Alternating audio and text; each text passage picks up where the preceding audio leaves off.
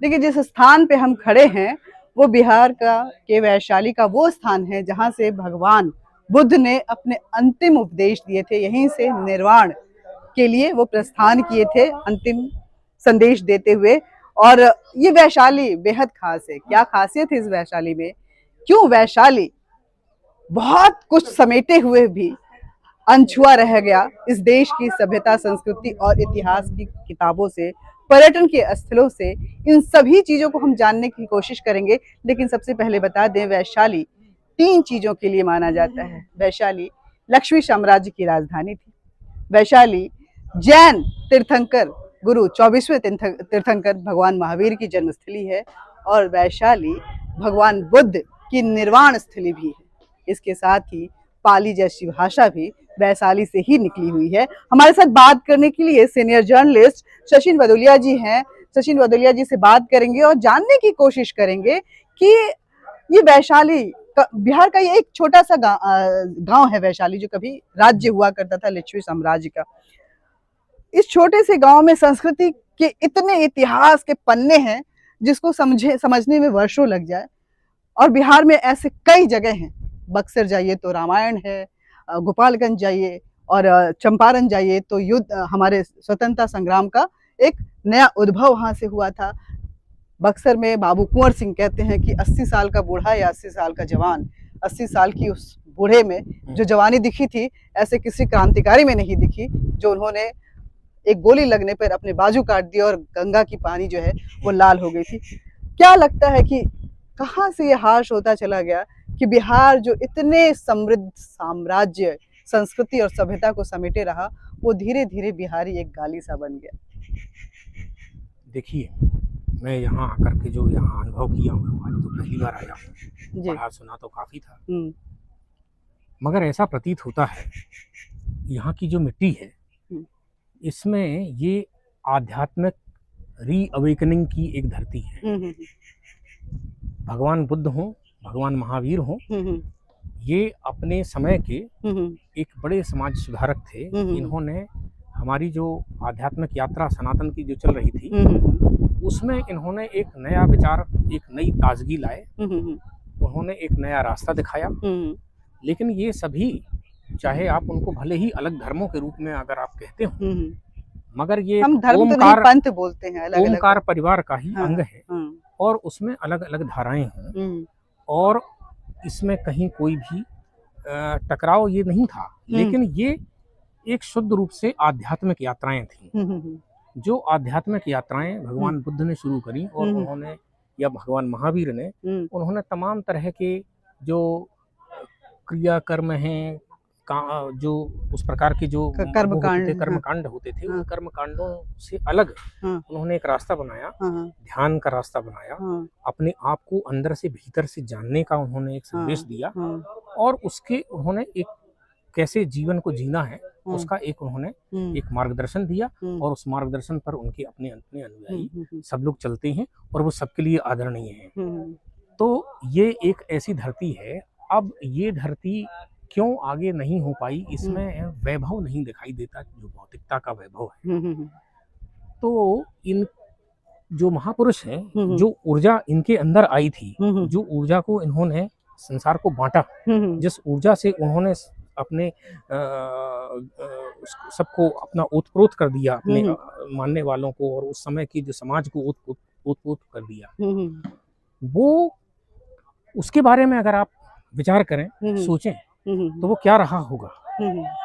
तो उन्होंने इस जगह को, जब हम 6वीं शताब्दी में देखते हैं कि ये विश्व का, जो हम प्रधानमंत्री भी बार बार कहते हैं और हम भारत में सब जगह कहते हैं कि भाई तुम, अमेरिका जो है वो विश्व का सबसे पुराना लोकतंत्र नहीं है, लोकतंत्र की जननी तो भारत की धरती है। और ये धरती है जहाँ पर हम खड़े हैं, ये वैशाली की धरती। तो यहाँ पर जो इतिहास की बात है, ये लोकतंत्र की जननी है। इसको अगर डिफाइन करना चाहें तो किस तरह से आप बताएंगे? 6वीं शताब्दी में जब 8 महाजनपदों का एक वहाँ पर लोकतांत्रिक ढंग से शासन प्रणाली हुआ करती थी, जबकि पूरे देश में राजशाही हुआ करती थी, तो इसने एक मॉडल, एक ऐसा एक विचार रखा। आप लिच्छवी साम्राज्य की बात कर रहे हैं। लिच्छवी साम्राज्य की बात कर रहे हैं, और यहाँ इसको वैशाली बोलते हैं। महाराज विशाल जो यहाँ के उस समय के राजा हुए, कुछ ही दूर उनका स्थान भी है। यहाँ पर उनका किला है, गढ़ है, जिसको बोलते हैं कि उस समय की संसद हुआ करती थी वहाँ पर, उस जगह पर। तो ये उसका केंद्र था, ये केंद्र बिंदु था वहाँ का। और वो केंद्र बिंदु हमको क्या शिक्षा देता है कि जो विचार उस समय पनपा था वो मरा नहीं था। वो विचार दुनिया के कई कोनों में गया, प्रस्फुटित, और सबसे पहले वहां पर हो गया। लेकिन यहाँ पर जब हुआ तो उसकी जो सुगंध थी वो अमेरिका जैसी सुगंध नहीं है। वो एक गमले का फूल दिखाई देता है, और ये प्राकृतिक तरीके से हमारा जो लोकतंत्र दिखाई देता है। आपातकाल जैसी एक झंझावात भी इसको हिला नहीं पाया। और कोई भी राजनेता किसने कितने भी दंभ भरे हों कि हम अजेय हो गए और हमें कुछ नहीं कर पाएगा, सबको इस लोकतंत्र की ताकत ने हिला के रखा, अपना उनको मार्ग दिखा दिया। कोई भी रहा हो, नाम तो आप जानते हैं, हाल ही में कई उदाहरण मिलेंगे आपको।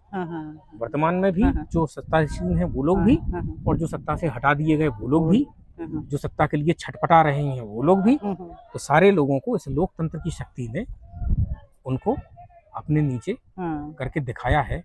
और ये शक्ति जो है और वो ऊर्जा जो है वो इसी धरती से, इस मिट्टी से, यहाँ से पैदा हुई। ये केंद्र है उसका। इसलिए ये किसी भी व्यक्ति को जो लोकतांत्रिक मूल्यों में श्रद्धा और आस्था रखता है, उसके लिए एक बहुत बड़ा तीर्थ स्थान है। और उस तीर्थ स्थान के पीछे सब त्याग की भावना है। ये भारत की धरती देखिए, यहाँ पर संतों की, साधुओं की और जो त्यागी पुरुष हैं उनकी कीर्ति होती है। यहाँ पर राजाओं की कीर्ति नहीं होती है, फकीरों की कीर्ति होती है। यहाँ पर साधुओं संतों की होती है, और उनको वर्षों वर्षों तक याद किया जाता है। लोग उनके पास में आज भी मूर्ति बना करके इनके सामने, देखिए ये भी तो फकीर ही थे जिन्होंने सारा साम्राज्य छोड़ दिया, अपना राजपाट छोड़ दिया। भगवान महावीर, उन्होंने अपना सारा राजपाट छोड़ दिया। किसकी खोज में चले गए? वो उसकी खोज में चले गए, ईश्वर की खोज में चले गए। एक चीज और यहाँ के लिए मशहूर है, वो है अशोक का वो स्तंभ, जिसे हम अपना मार्गदर्शक मानते हैं, हम अपना एम्बलम मानते हैं, हम अपनी पहचान मानते हैं। और साम्राज्य, अखंड भारत को कहते हैं कि एक पूरा करने वाला वो एरा भी था जब अशोक ने पूरा किया था। अशोक जो हैं वो सच मायने में, जो अगर आप उसको संक्षिप्त रूप में अगर हम समझें तो वो सचमुच में वो ही एक सम्राट ऐसे थे जिन्होंने युद्ध के बलबूते पर तो पूरा बहुत सारा इलाका जीता। लेकिन जब उनका युद्ध से मोह भंग हो गया तो फिर उन्होंने बुद्ध के माध्यम से एक इतने बड़ा भूभाग जीता जो आज भी, अगर आप पूरा आसियान का और पूरा जो पूर्वी एशिया है वहां पर ये भगवान बुद्ध के नाम पर अगर वो सारे देश चल रहे हैं, उनकी उस पर चल रहे हैं, तो ये वही शक्ति तो थी ना। उन्होंने ही तो अपने प्रचारक बनाकर अपनी बेटी को, संघमित्रा को, और वहां श्रीलंका भेजा, कहीं किसी को भेजा। तो इस शक्ति को जो केंद्र जहाँ पर हम खड़े हैं, इसकी किरणें कहाँ कहाँ तक पहुंची और कहाँ कहाँ तक उस जगत को रोशन कर रही हैं। ये एक बहुत बड़ा प्रकाश पुंज है, ये बहुत बड़ा प्रकाश पुंज है। एक और बात बताती हूँ, ये बिहार में राजनीतिक हाश होती सभ्यता के बीच में अक्सर हम सुनते हैं कि महिलाएं यहाँ सुरक्षित नहीं है, महिलाओं का यहाँ अनादर होता है। लेकिन आपको बता दूं कि बिहार वो जगह है, यही वैशाली वो जगह है। वैशाली की नर्तकी आम्रपाली, जिसको कि वैशाली की नगर बधू कहा जाता था, वो अपने आप में अपनी खूबसूरती के लिए, अपने लोक लुभावन जो उसकी अदाएं थी उसके लिए मशहूर थी। हर कोई उसको देखने के लिए ललायत होता था। लेकिन एक दिन आम्रपाली ने मन बनाया और बुद्धम शरणम गच्छामि करते हुए इनके पास आई। तब शहर में किसी ने उसका विरोध नहीं किया, उसको सहर्ष स्वीकार किया। वो मॉन्क बनी, एक साध्वी बनी, और बुद्ध के उस विचार के प्रचार प्रसार के लिए पूरे विश्व में घूमी। तो क्या लगता है वहां से यहाँ तक आना बिहार का? देखिए, ये हमारी जो संस्कृति है ना, भारत की जो बहुत प्राचीन संस्कृति है, उसमें हमारे 4 पुरुषार्थ बताए गए हैं, धर्म, अर्थ, काम, मोक्ष। तो इनकी भी जो आम्रपाली की जो यात्रा है वो मोक्ष की दिशा में जा रही है। और सब प्रकार से उनके पास में अर्थ भी खूब था। उन्होंने विद्या अपने संगीत में और नर्तन में प्राप्त करके उसके माध्यम से उन्होंने अर्थोपार्जन भी बहुत किया, काम का सेवन भी खूब किया। और उसके बाद में उन्होंने सब छोड़ करके जब वो मोक्ष के मार्ग पर चली और बुद्ध के मार्ग पर चली, तो हमारा समाज तो इस चीज को शुरू से ही उसको स्वीकार करता रहा है, तो इसलिए उसका विरोध करने का कोई अर्थ नहीं था। और हमारे मूल्य उस समय बहुत मजबूत हुआ करते थे, जीवन के मूल्य, इसलिए उसमें कोई वो नहीं है, ये स्वाभाविक ही था।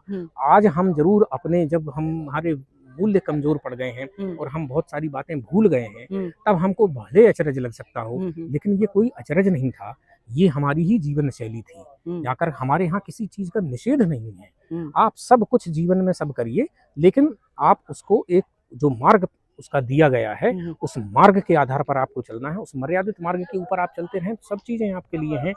अगर वो उन्होंने अपना एक उनका क्या कहते हैं व्यवसाय के रूप में अगर उन्होंने इसको वो किया था, उसकी व्यवस्था भी थी हमारे समाज में, ये समाज में। तो हमारा समाज इतना खुला हुआ, इतना मुक्त था, अनादर और निरादर नहीं था किसी चीज का, और हर चीज का अपना समाज के अंदर महत्व था, ये भी बताता है। कोई चीज बुरी नहीं थी, किसी का गीत गाना, किसी का नृत्य करना, या किसी का नगर वधू के रूप में कार्य करना, वो कोई बुरा नहीं था। बस मर्यादा है सबका, हाँ, सबका अपना वो था, हर चीज की मर्यादा थी। उस समय जमाने में वैश्या की भी एक मर्यादा थी, और उसका भी आदर निरादर कोई नहीं कर सकता था, और राजतंत्र में उसका भी उसी प्रकार से प्रश्रय होता था, कानून की सुरक्षा और सम्मान उसी प्रकार से प्राप्त होता था। बहुत बहुत शुक्रिया आपका सचिन जी। देखिए, ये वैशाली की धरती है, वैशाली की धरती ने बताया कि भारत क्या है, भारत की सभ्यता क्या है। भारत में युग कोई सा भी हो, मगर संस्कृति में की विचारधारा में कोई बदलाव नहीं होता है।